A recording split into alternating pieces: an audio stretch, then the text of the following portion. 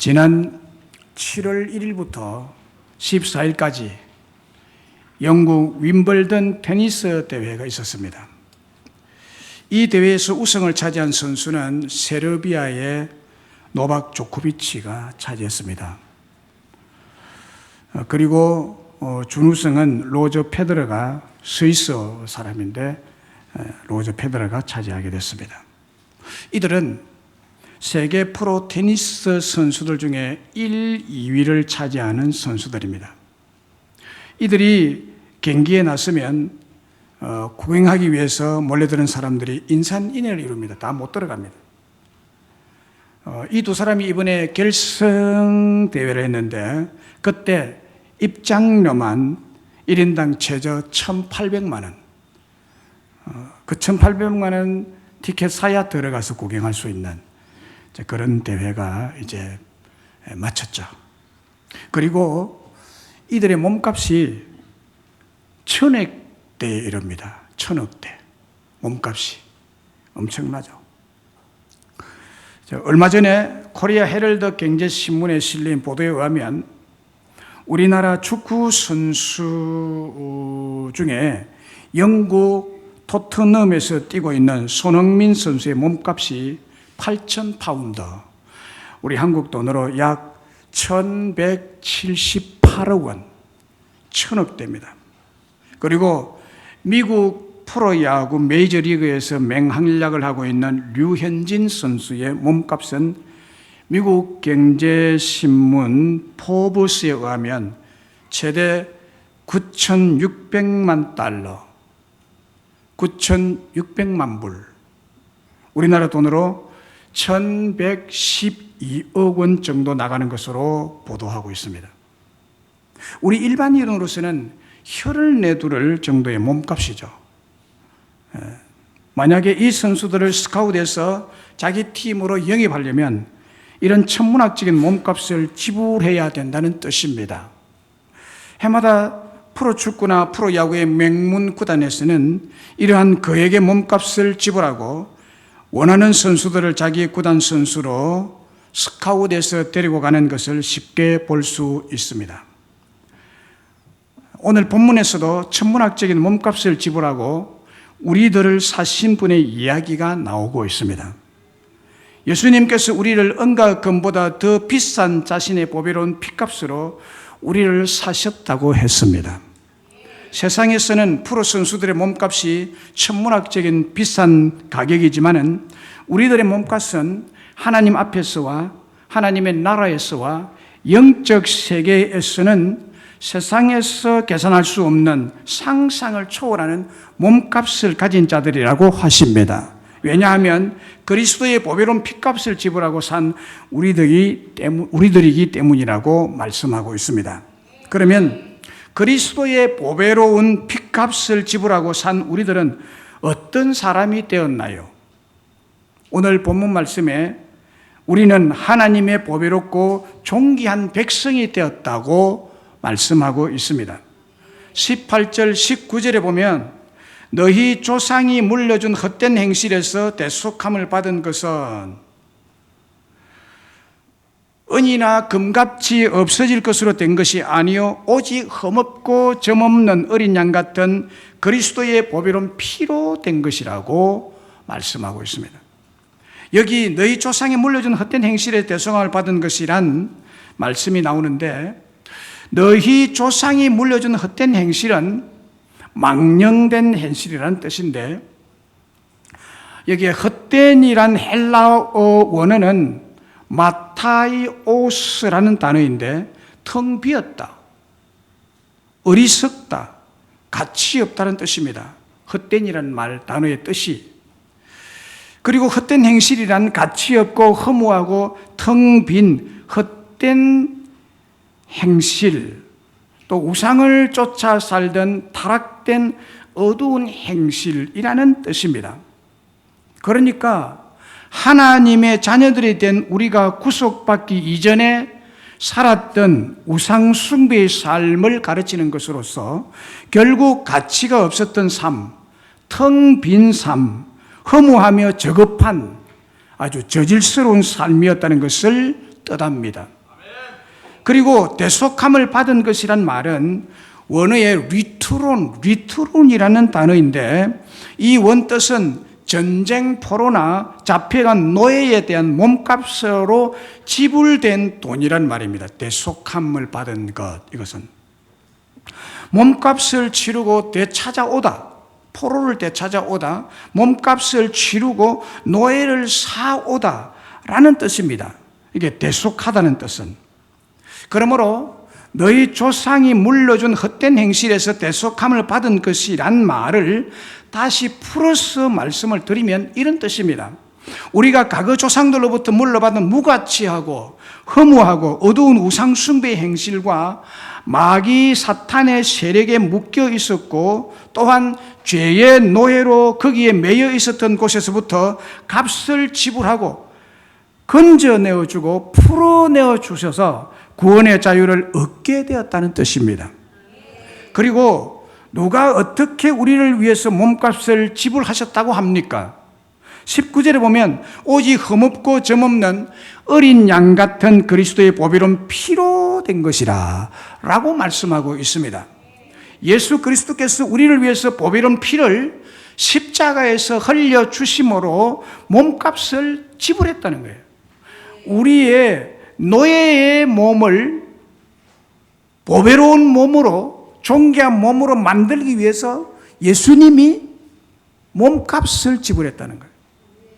예수님의 보배로운 피는 이 온 우주에서 가장 비싸고 가장 가치 있고 가장 존귀한 최고의 몸값인 것입니다.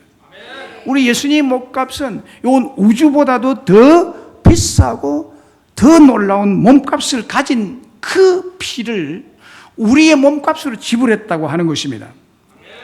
우리 모두가 조상이 물려준 노예 같은 하루의 헛된 행실에서 대속함을 받은 것은 오직 흠없고 점없는 어린 양 같은 그리스도의 보배롭고 존귀한 피로 된 것이므로 우리는 값비싼 보배롭고 존귀한 하나님의 자녀들이 된 것이라는 뜻이고 그 의미입니다.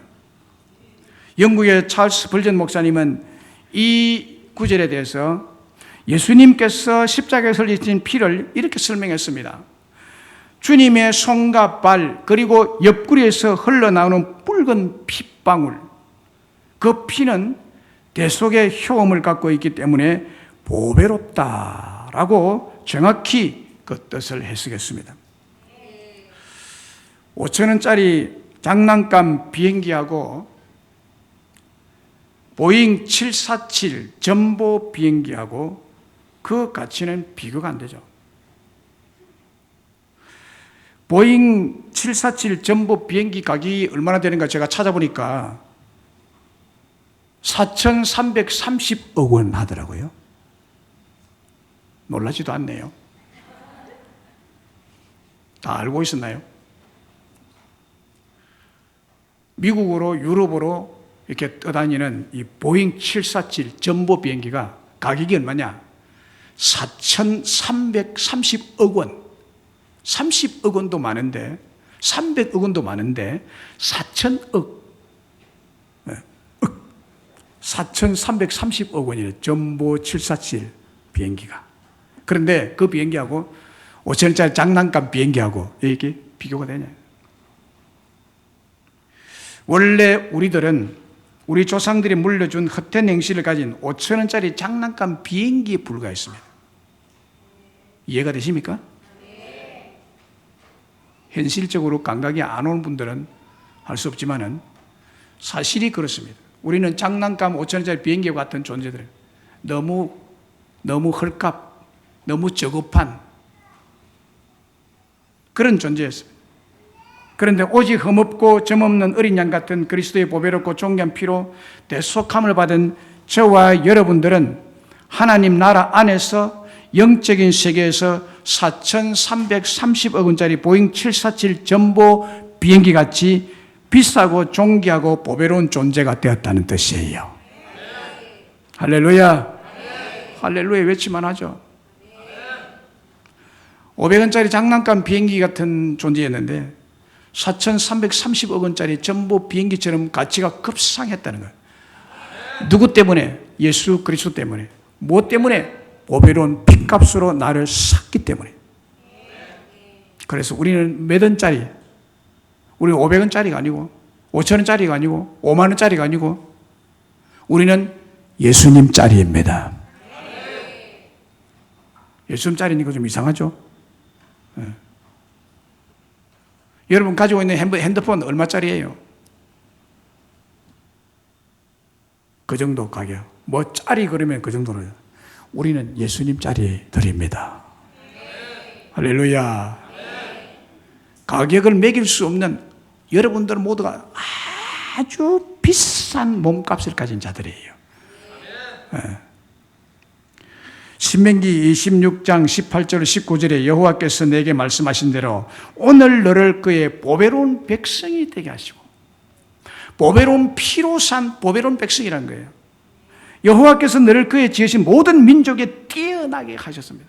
모든 민족의 가장 밑바닥에서 벌벌 기던 민족을 하나님이 이렇게 뛰어난 민족이 되게 하셨다는 거예요. 그래서 찬송과 명예와 영광을 삼으시고 그가 말씀하신 대로 너를 내 하나님 여호와의 성민이 되게 하시리라. 저와 여러분을 하나님의 여호와의 값비싼 성민이 되게 하셨습니다.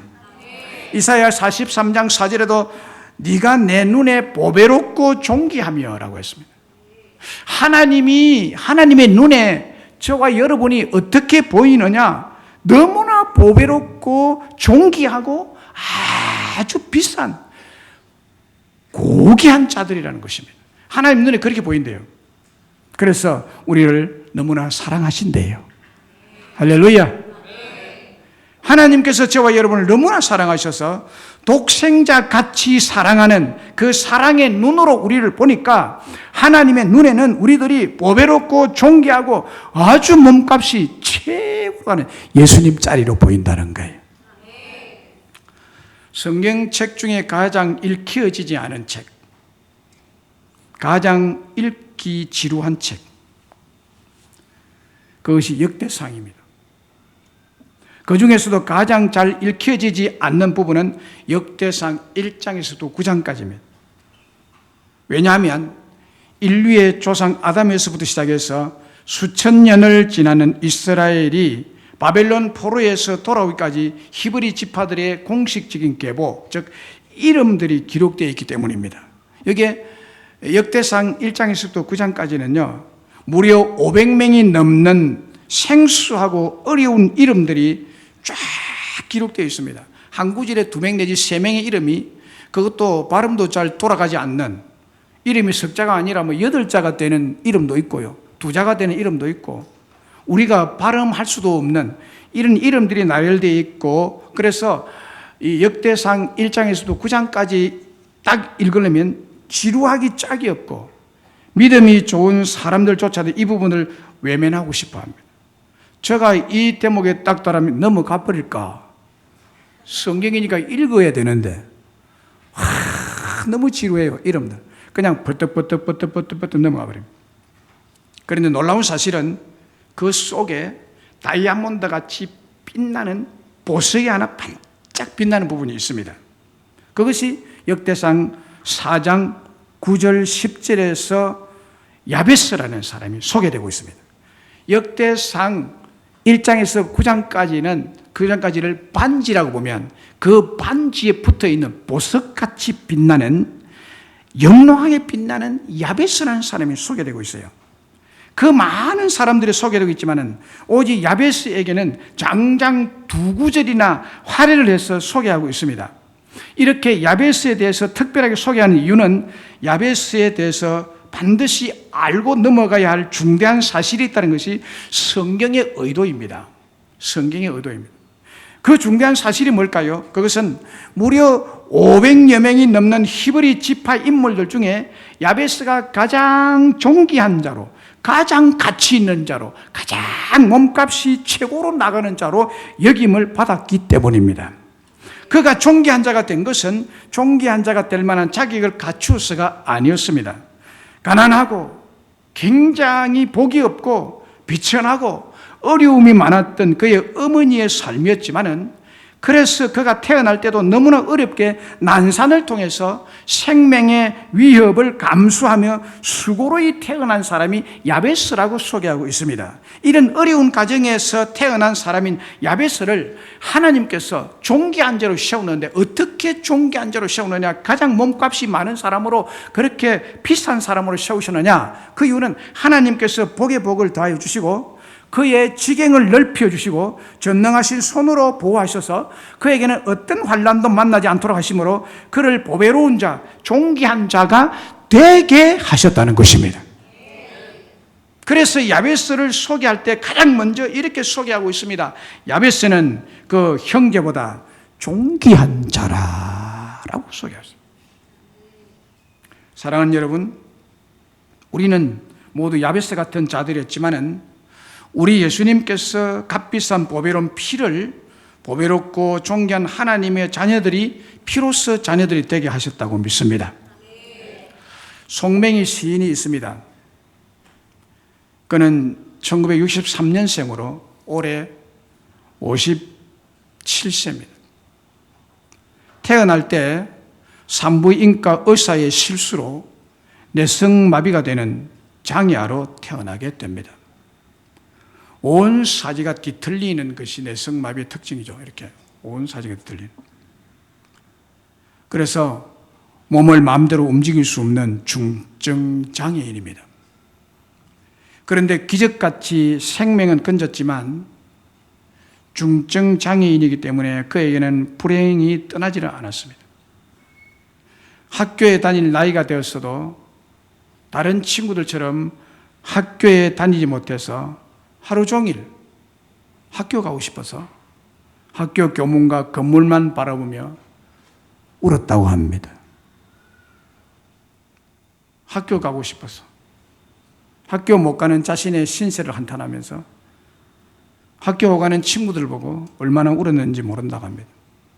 그리고 엄마를 부둥켜 안고 이렇게 하나님을 원망했다고 합니다. 하나님이 있긴 어디 있느냐? 하나님이 있다면 나를 이렇게 만들어 놓았느냐? 라고 하면서 밤낮으로 울며 하나님을 원망을 했습니다. 그리고 이렇게 살 바에는 죽어버리자 라고 결심됐지만 자기 몸을 자기도 마음대로 못하기 때문에 죽으려 해도 죽을 수가 없습니다. 불행 그 자체였습니다.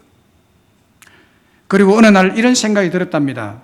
내가 이렇게 살 수도 죽을 수도 없는데 어머니가 믿는 그 하나님, 어머니가 새벽 기도를 저렇게 열심히 하는데 정말 하나님이 있었을까? 내가 하나님이 있는지 없는지 내가 직접 찾고 만나보자 라는 결심이 들더래요. 이렇게 뒤틀린 그 몸으로. 그래서 그가 교회당에는 나갈 수 없고 자기 방에서 새벽에 일찍 일어나서 기도하기를 시작했답니다. 새벽에 기도를 계속하는데 어느 날 하나님 자기에게 찾아오셨대요. 그래서 하나님이 자기에게 찾아오셔서 만나주시고 그 후로 그의 마음에 계속 시가 떠오더랍니다. 놀라운 시상이 떠올라서 계속 입에서 시가 줄줄줄줄줄 나오는 이런 하나님의 은혜가 그에게 임해서 그 시가 세상에 알려지면서 보배로운 자, 존귀한 자가 되게 된 것입니다. 그는 뇌성마비로 불구의 장애로 무가치하고 허무하고 어두운 행실과 마귀 사탄의 세력에 묶여 있었고 또한 죄의 노예로 거기에 묶여 죽을 수밖에 없는 무가치한 존재였는데 하나님께서 그에게 시를 주시고 남이 보지 못하는 것을 볼 수 있게 해 주시고 남이 듣지 못하는 하나님의 음성을 듣게 해 주시고 남이 가지지 못하는 하나님의 사랑과 믿음을 가지게 되므로 하나님께서 자기를 보배로운 자, 존귀한 자, 행복한 자가 되게 했다고 그는 고백하고 있습니다. 이렇게 미천한 자를 하나님이 은혜를 주셔서 보배로운 자로 만드시고 존귀한 자로 만드시고 그분이 사지가 뒤틀린데도 불구하고 얼마나 한국교회에 믿음의 세계에 아주 값비싼 영향력을 끼치고 있는지 모릅니다. 그리고 2011년 9월호 월간 플러스 인생 신앙계에서 인터뷰하면서 그가 이렇게 말했습니다. 왜 우리 그리스도인은 일반 방송에서 방영되었던 에덴의 동쪽이나 재중은 같은 드라마를 제작하지 못하는가? 모든 교회가 연합한다면 충분히 이 일을 해낼 수 있는 역량과 물질들을 주님은 이미 우리 안에 주셨다. 이름 없이 빛도 없이 예수라는 이름 안에 하나 되어 미디어 문화 사역 기금들을 모으고 인재를 키워내는 일, 기독교적 마인드가 면면이 흐르는 훌륭하고 수준 높은 영화들과 다양한 공연들, 작품들을 통해서 사람들의 영혼을 살려내는 일을 우리가 해야만 한다 라고 했습니다. 저는 이 글을 보면서 문화를 통해서 기독교적인 세계관을 심어주는 작품을 통해서 젊은이들과 자라나는 청소년들의 영혼을 살려내고 구원해내야 한다는 시대적인 사명을 깨닫고 이렇게 말한 송명희 시인은 정말 보배로운 자구나, 정말 비싼 자구나, 정말 존귀한 하나님의 자녀구나 라는 생각을 했습니다. 그가 내성마비로 사지가 뒤틀린 이런 참 정상적인 사람과 비교해보면 가치 면에서 떨어질지 몰라도 그의 정신적인 그 신앙적인 가치는 여러분 무엇으로도 바꿀 수 없는 존귀한 자 아닙니까? 여러분, 그를 하나님이 이렇게 만드셨다는 거예요. 하나님은 이와 같은 자들을 존귀한 자로 만드시는 분입니다. 노예의 몸값을 예수님짜리 몸값으로 만드시는 분이 우리 하나님이십니다. 저와 여러분은 이런 은혜를 받은 줄로 믿습니다. 저도 과거 조상 대대로 물려받은 유교, 불교, 미신, 이게 세 가지가 짬뽕이 돼가지고 우리나라 민족 대부분이 다 그렇잖아요. 기독교 신앙 외에는 불교 신앙인이 유교 신앙인이고 유교 신앙인이 미신이고 미신이 불교고 불교가 유교고 유교가 미신이고 미신이 불교 불교 유교 유교 미신, 이게 짬뽕이 되고 돌아가잖아요. 제사 지내는 사람이 저 법당에다 자기 이름 올려놓고 그러잖아요. 그러다가 그냥 미신을 믿고 토정비기를 보고, 이건 완전히 잡동사니가 묶여서 있는 잡동 종교죠. 우리 한국 토속민족 이 종교는. 제가 그런 가정에 자랐어요. 절에 갈 때는 절에 가고 제사 지낼 때 제사 지내고, 또 어디 나무에 가서 할 때 하고, 논두렁에 가가지고 또 이 제사 지내는데도 저는 많이 따라다녔습니다. 이런 어두운 우상 숭배의 행실과 마귀 사탄의 세력에 묶여 있었고, 그곳에서 헤어나지 못함으로 마귀를 달래야 한다는 무당의 말에 속아 수많은 구슬하는 것을 저는 보고 자랐습니다. 한 달이 멀다고 구슬했어요. 무당굴레다가 깽가리를 치고 그냥 북을 치고 난리, 그래서 구판을 부린다 그래요. 구슬을 치요, 구슬. 그렇게 매여 살던 불행한 사람이었습니다. 저도 얼마나 불행한. 그 길로 그냥 갔다면요 어떻게 되는지 모르죠. 그런데 2000년 전에 저를 위해서 예수님께서 온 우주에서 가장 비싸고 가장 가치 있고 가장 존귀한 보배로운 피를 십자가에 흘려주심으로 대속의 몸값을 저를 위해서 지불했기 때문에 그 결과 저는 최고의 몸값을 가지게 됐습니다.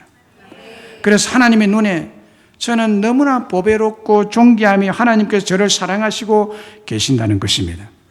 그리고 저의 목회사에게 함께 하시며 힘들고 위험하고 대적이만한 낙심될 때마다 친히 나서서 보배롭고 존귀한 자라는 증거를 보여주고 계십니다. 하나님께서 가치 없고 아무런 쓸모없었던 저를 이렇게 존귀하고 보배로운 자로 만드셨다는 것과 여러분들과 꼭 마찬가지로 저를 너무나 사랑하시고 계시다는 것이 저의 신앙 고백 아니겠습니까? 그리고 보배로운 우리에게 주신 선물이 뭐라고 말합니까? 선물이 있는데, 우리에게 주신 선물이 있는데 하나님께서 우리에게 믿음과 소망을 선물로 주셨습니다. 믿음의 선물, 정말 고귀한 선물입니다. 21절에 너희는 그를 죽은 자 가운데 살리시고 영광을 주신 하나님을 그리스도로 말미암아 믿는 자니 너희 믿음과 소망이 하나님께 있게 하셨느니라. 믿음이 하나님께 있게 하셨고 소망을 하나님께 두게 하셨다는 거예요. 하나님께서 저와 여러분에게 주신 선물 중에 선물이 있는데, 여러분 다 선물 받은 자들입니다. 선물이 있는데 그 중에 가장 귀하고 큰 은혜의 선물은 믿음의 선물입니다. 이 믿음의 내용이 뭐냐면 하나님을 믿는 것이 믿음의 내용인데, 그 하나님은 그러면 어떤 하나님이냐라고 설명을 붙여주고 있습니다. 그 하나님은 예수님을 죽은 자 가운데서 살리신 분이고 예수님에게 영광을 주신 하나님이시라는 거예요. 그 하나님을 우리가 믿는다는 것입니다. 이 하나님을 믿도록 믿음의 선물을 우리에게 주셨다는 거예요. 이 하나님을 우리 주 예수 그리스도로 말미암아 믿게 되었다는 것이 놀라운 은혜죠. 우리가 하나님을 믿는 것은 우리에게 생내적으로 믿음이 있어서가 아니라, 또 생내적으로 좋은 믿음을 가졌기 때문이 아니라 하나님께서 하나님을 믿도록 역사하신 은혜 때문입니다. 그리고 소망도 믿음과 똑같이 우리에게 그리스도로 말미암아 주신 은혜로 주신 것입니다. 그래서 여기에는 소망과 믿음, 믿음과 소망이 동의어로 써지고 있습니다. 소망도 예수 그리스도 안에만 뿌리를 내리고 있고 믿음도 마찬가지죠. 소망이 없으면 믿음 자체도 공허하고 무익한 것뿐입니다. 그러니까 참 믿음은 그리스도 예수께만 소망을 둔 것이함을 강조하기 위해서 쓰여진 구문이 여기에 21절의 말씀입니다. 믿음과 소망에 대한 사도 베드로의 견해는 동전의 양면처럼 은혜의 믿음에 대한 한 가지 사실을 믿음과 소망이라는 같은 의미를 지닌 두 가지 단어를 반복적으로 사용하므로 은혜의 믿음이 그리스도 예수로 말미암아 우리에게 선물로 주어진 것임을 강조하고 있는 것입니다. 믿음으로 얻어진 구원의 은혜가 변경될 수 없는 맹약관화한 사실임을 강조하고 있으면서 우리의 믿음과 소망을 오직 하나님께만 영원히 있게 하시도록 은혜를 우리에게 주셨다. 이 선물이 크다는 거예요. 에베소서 2장 8절에 너희는 그 은혜에 의하여 믿음으로 말미암아 구원을 받았으니 이것이 너희에게서 난 것이 아니요 하나님의 선물이라 라고 했습니다. 여기 앉은 사람들 중에 예수님을 참 믿어보려고 애를 쓰는데 믿음이 잘 안 생기는 분이 혹 계시죠? 그렇게 좀 믿어보려고 애를 써도 안 믿어지는, 그러나 또 반대로 안 믿을래야 안 믿어지는 것이 아니라 믿어지는, 저처럼 성경이 100% 하나님 말씀으로 믿어지는 분들이 있죠. 여기 대부분이 그런 분들이죠. 여러분, 하나님의 말씀으로 성경이 믿어집니까? 예수님이 나의 죄에서 구속해 주시고 나를 그 비싼 피를 흘려서 산 분이라는 것이 믿어집니까? 그런데 이것이 안 믿어지는 사람이 있다고요. 믿을래 해도 믿어지지 않는 사람. 그런데 안 믿을래야 안 믿을 수 없는 참된 믿음이 내게 있다는 것은 그 반대의 사람에 비하면 기적이죠. 이거는 큰 은혜죠. 그래서요, 예수님이 믿어지고 예수님이 죽었다가 3일 만에 부활한 것이 믿어지고 주님은 부활 성천에서 하나님 보좌 우편에 계시지만 지금도 우리와 함께 계시고 그분이 성령을 보내서 성령이 우리와 함께 계신다는 사실들이 내게 믿어지는 거예요. 그렇게 말씀하는 대로 그대로 믿음이 내게 다가오는 거예요.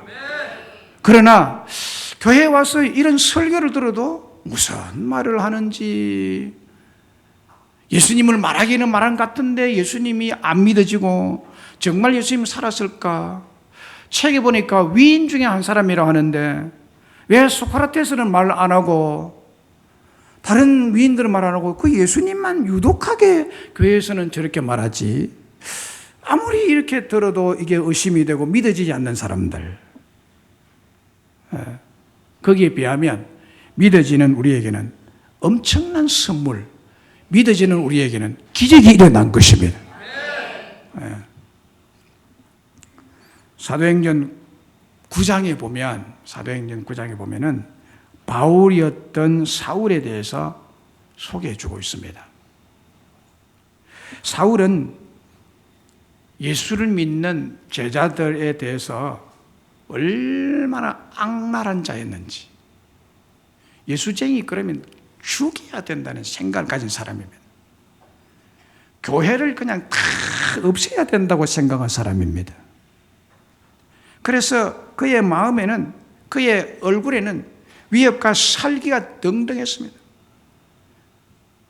그래서 예루살렘에서 주의 성도들에게 크나큰 박해를 가함으로 교회에 엄청난 피해를 입힌 사람입니다. 사울이.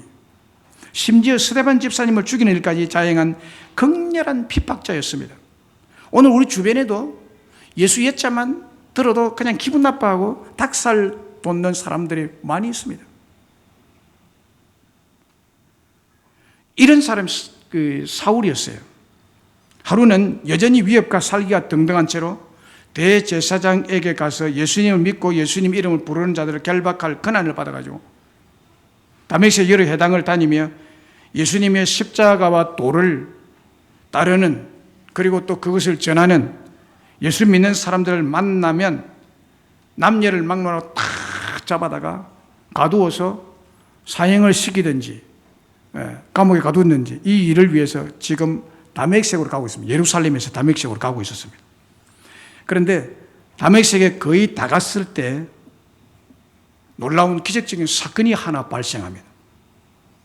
갑자기 하늘에서 태양빛이 있는데 태양빛보다 더 밝은, 100배나 더 밝은 아주 강렬한 빛이 하늘에서 자기 위에 쫙 비추고 그의 몸을 휘감듯이 쫙 비췄습니다. 그 강렬한 하나님의 빛 앞에 눈이 완전히 멀어버렸습니다. 그리고 힘이 갑자기 쫙 빠지면서 땅에 그대로 엎드러져 버렸습니다. 하나님이 악랄한 사울을 거꾸로 떨었던 것입니다.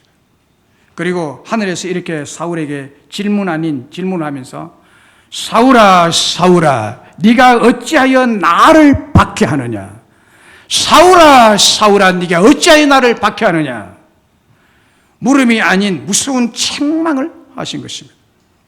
그때 사울이 대답했습니다. Who are you, Lord? 주여 누구십니까?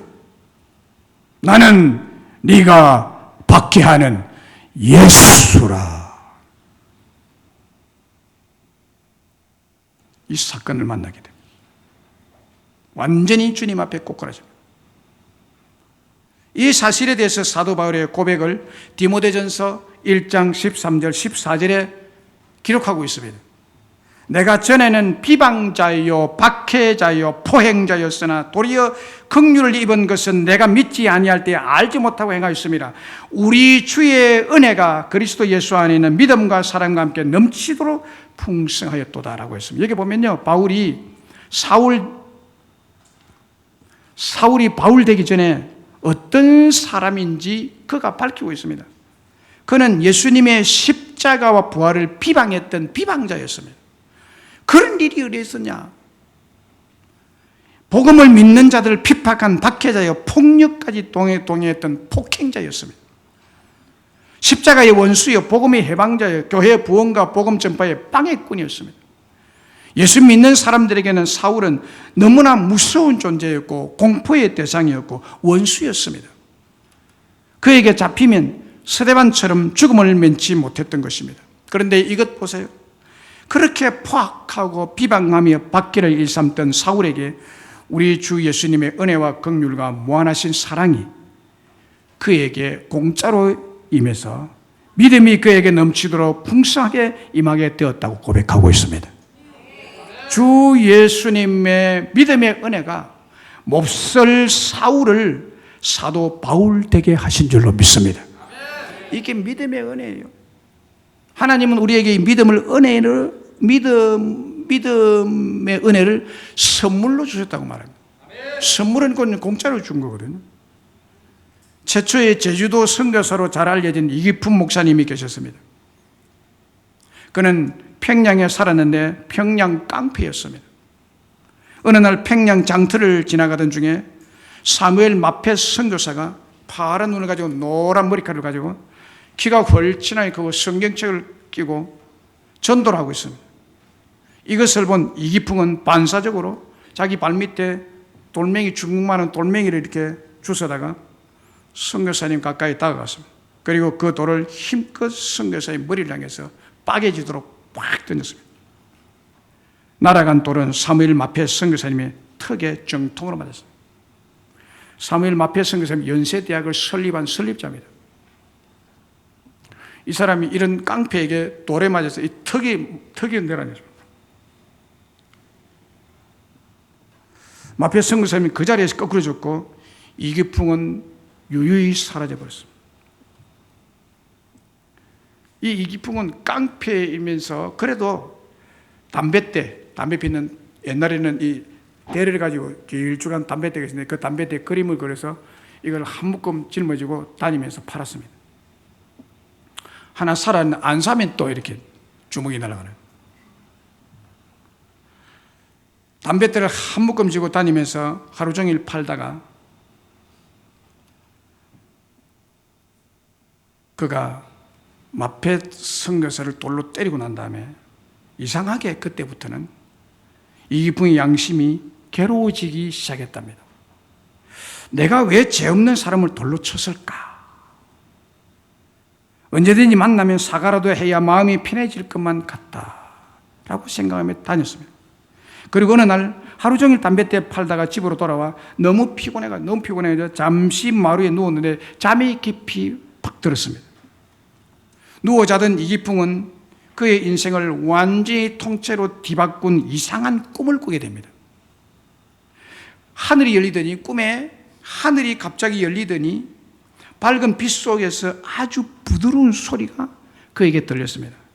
기풍아, 기풍아, 왜 나를 핍박하느냐? 너는 내 증인이 될 것이야. 이 부드럽고 강렬한 음성이 하늘로부터 그에게 꿈에 들렸습니다. 그러니까 너무너무 깜짝 놀랐습니다. 그래서 깨어보니 꿈이었습니다. 온 몸이 땀으로 흠뻑 젖어 있습니다. 이기풍은 그 자리에서 무릎을 꿇고 엎드렸습니다. 생전에 눈물을 흘릴 줄 몰랐던 심령이 깡마른 평양 깡패의 눈에서 회개의 눈물이 콧물과 뒤범벅이 되어서 한없이 흘러내렸습니다. 과거에 지은 수많은 죄가 꼬리에 꼬리를 물고 생각이 나서 가슴을 치고 머리카락을 쥐어 뜯으면서 통곡하며 회개했습니다. 그 길로 이기풍은 진정으로 거듭난 그리스도인이 됩니다. 후에 선교사님의 안내로 평양신학교에 들어가 목사가 되고 제주도의 최초로 선교사로 파송받아 복음의 정인이 되는 믿음과 사랑과 함께 넘치도록 풍성한 은혜를 그가 누리게 되는 것입니다. 이게 믿음의 선물이에요. 누구에게나 주어지는 것은 아닙니다. 하나님 믿음의 선물이 주어지면 이렇게 사람이 바뀌게 되어 있는 거예요. 그게 얼마나 큰 은혜고 얼마나 큰 사랑인지 모릅니다.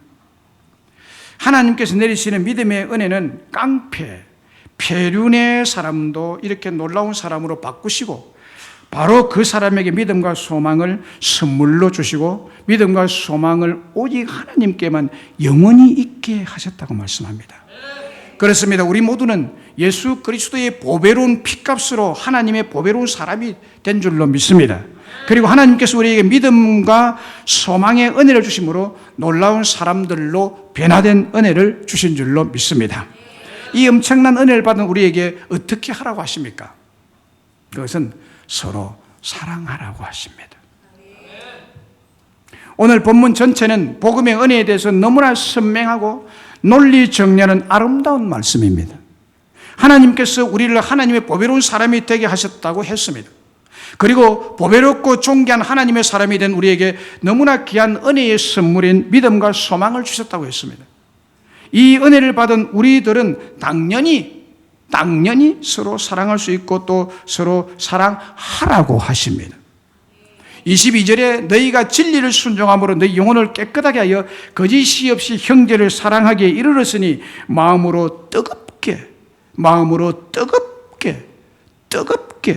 서로 사랑하라. 하나님은 독생자 예수님의 보배로운 피로 말미암아 우리의 영혼을 깨끗하게 해주시고 거짓이 없이 순결하게 성도들을 사랑하게 해 주신 줄로 믿습니다. 너희가 진리를 순종함으로 너희 영혼을 깨끗하게 하여 거짓이 없이 형제를 사랑하게 이르렀으라는 말은 하나님께서 우리에게 사랑할 수 있는 힘과 능력을 주셨다는 것입니다. 사랑할 수 있는 힘이 없고 능력이 없어서 못하는 것이 아니라 하나님이 이미 주셨다는 거예요. 그래서 사랑할 수 있습니다. 그러므로 우리들의 신앙의 삶은 마음으로 뜨겁게 서로 사랑하며 살아가는 것입니다. 이것이 우리의 믿음의 본질인 줄로 믿습니다. 믿음의 본질은 사랑하며 사는 것입니다. 믿음으로 뜨겁게 서로 사랑하라는 말씀은 부정가금 명령형으로 된 문장입니다. 영어 영문법에는 없는 헬라어 문법에 부정가거형이 있습니다. 부정가거형은 그것이 명령형으로 될 때 단회적이면서 한 번 명령하는 건데, 이거는 영원히 지속되는 명령을 뜻할 때 사용하는 문법적인 용법입니다. 이 문장이 그렇게 되어 있습니다. 주님 오실 때까지 중단 없이 변질됨이 없이 영원히 그리고 마음으로 뜨겁게 서로 사랑하라는 것입니다. 왜냐하면 주 예수님께서 우리에게 주신 사랑이 바로 이와 똑같은 사랑이기 때문입니다. 영원히 변질되지 않는 하나님의 사랑이 우리에게 임하고 있습니다. 그래서 우리도 그렇게 사랑해라는 거예요. 변질되지 않고 처음 사랑을 끝까지 가라. 요한일서 3장 10절 11절에 이러므로 하나님의 자녀들과 마귀의 자녀들이 드러나나니 무릇 의를 행하지 아니하는 자는 또는 그 행제를 사랑하지 아니하는 자는 하나님께 속하지 아니한지라. 우리는 서로 사랑할지니 이는 너희가 처음부터 들은 소식이라. 여기 보면요, 하나님의 자녀와 마귀의 자녀는 어떻게 차이가 나느냐. 하나님의 자녀는 형제를 사랑하고 마귀 자녀는 형제를 사랑하지 않는다고. 요한일서 3장 14절 16절에 우리는 형제를 사랑함으로 사망에서 옮겨 생명으로 들어간 줄 알거니와 사랑하지 아니하는 자는 사망에 머물러 있느니라. 사랑하지 않는 자는 사망에 처한 자입니다. 그 형제를 미워하는 자마다 살인하는 자니, 미워하는 것은 바로 사람을 죽이는 것입니다. 영생이 그 속에 거하지 아니하니까 미워하는 거예요. 그가 우리를 위하여 목숨을 버리셨으니 우리가 이로써 사랑을 알고 우리도 형제를 위하여 목숨을 버리는 것이 마땅하니라. 베드로전서 4장 8절에 무엇보다 뜨겁게 서로 사랑할지니 사랑하다는 죄를 덮느니라 라고 했습니다. 그리고 우리가 잘 아는 고린도전서 13장 1절로 3절을 보세요. 내가 사람의 방언과 천사의 말을 할지라도 사랑이 없으면 소리 나는 구리와 울리는 괭가리가 되고 내가 예언한 능력이 있어 모든 비밀과 모든 지식을 알고 또 산을 옮길 만한 믿음이 있을지라도 사랑이 없으면 내가 아무것도 아니에요. 내가 내게 있는 모든 것으로 구제하고 내 몸을 불살하게 내어줄지라 사랑이 없으면 아무 유익이 없느냐. 자, 여기 보세요. 모든 믿음이 있을지라도 사랑 없으면 아무것도 아니에요. 사랑 없으면 nothing.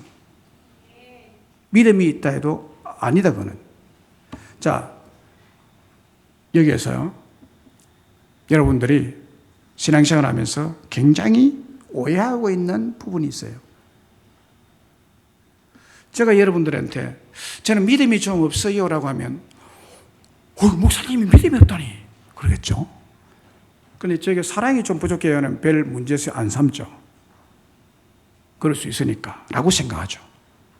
그러나 성경은 그렇게 말하지 않습니다. 사랑 없는 것도 이거는 지옥 백성이라고 말하고 있습니다. 마귀 백성이라고 말하고 있어요. 사랑할 줄 모르면.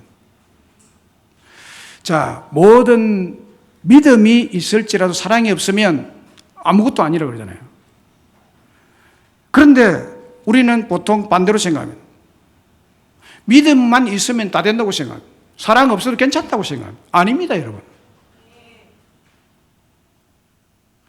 주여 믿습니다라고 하고 내 하나님 믿고 예수님 믿는다 그러면 사랑 없어도 괜찮다고 생각합니다. 아니에요. 그거는 정상적인 신앙이 아닙니다. 사랑 없으면 그 믿음이 헛것이라고 얘기 말하고 있습니다. 주여 믿습니다라고 하면서 하나님을 믿고 예수 그리스도를 믿고 십자가를 믿고 부활을 믿고 다 믿어도 교회의 어느 특정한 사람을 미워하면 그 사람 마귀죠. 이것이 요한 1서의 해석이고 베드로전서 13장 1절 3절의 해석입니다, 여러분. 모든 믿음이 있을지라도 사랑이 없으면 아무것도 아니라고 하잖아요. 그 믿음이 아니라는 거예요. 그런데 보통 우리는 믿음 있고 사랑 없어도 괜찮다고 생각하는 이것이 믿음 세계에서 굉장히 잘못된 오해입니다.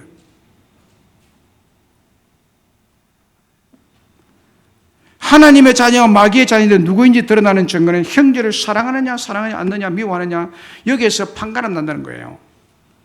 믿음이 있다고 하는 사람들이 마귀에 속해서 살아갈 수 있다 이 말입니다.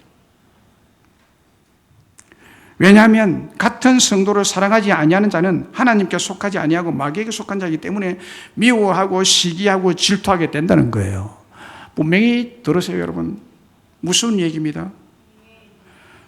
믿음만 있고 사랑 안 해도 된다. 이거는 마귀가 준 사상이에요. 믿음이 있으면 반드시 사랑하게 됩니다. 미움이 없어집니다. 시기가 없어집니다. 그리고 형제를 미워하는 자마다 살인하는 자라고 했습니다. 살인하는 자마다 영생이 그 속에 거하지 아니한다고 분명히 선언합니다. 우리는 형제를 사랑함으로 사망에서 옮겨 생명으로 들어간 자이기 때문에 우리도 형제를 위해서 목숨을 버릴 정도로 마음으로 뜨겁게 사랑하며 교회 생활, 신앙 생활을 해야만 합니다. 신앙을 오해하지 마세요. 믿음만 있으면 된다고 생각하지 마세요. 사랑은 정도껏, 사랑은 철저히 조건부라고 생각하고 내 마음에 들고 내 기준에 맞는 조건을 갖춘 사람만 사랑하고 내 비위에 거슬리고 맞지 않는 자는 사랑 안 해도 된다고 심지어는 미워하면서도 신앙생활 해도 되는 것으로 오해하는 사람들이 참 많습니다. 그러나 그렇지 않습니다. 그렇지 않습니다, 여러분. 미운 사람이 있으면 안 됩니다. 미운 사람이 있으면 그 사람은 마귀 자녀입니다. 분명히 말합니다. 오늘 이 설교를 듣고 회개할 사람은 회개 철저하게 해야 됩니다. 바로 써야 됩니다. 사랑 위에 써야 됩니다. 믿음이 있어도 사랑 없으면 아무것도 아니에요. 내 몸을 불살라 줄지라도 여기에 나옵니다. 내 몸을 불살하게 내줄지라도 이건 뭐냐면 순교의 제물이 될 정도로 신앙이 특출해도 사랑이 없으면 nothing. 그런데 이 부분에서 오해를 많이 해요. 그건 기독교 신앙이 아닙니다, 여러분. 자기 만든 신앙이에요. 내가 복음을 믿는 사람이에요. 복 못 받습니다. 하나님 복 못 받습니다. 마귀 자녀를 하나님 보호해 주겠어요? 여러분들이 신앙생활하면서 특정한 사람을 미워하고 특정한 사람을 세게하고 이것은 그 사람이 사망에 머물러 있는 증거입니다. 구원받지 못한 사람이고 마귀 자녀이기 때문입니다. 그래서 조건 없는 사랑으로 서로 마음으로 뜨겁게 사랑하는 명령에 순종하며 살아가시기를 주의 이름으로 축복합니다. 순종이 안 되는 자는 믿음이 아니다. 바른 신앙이 아니다. 말씀했습니다.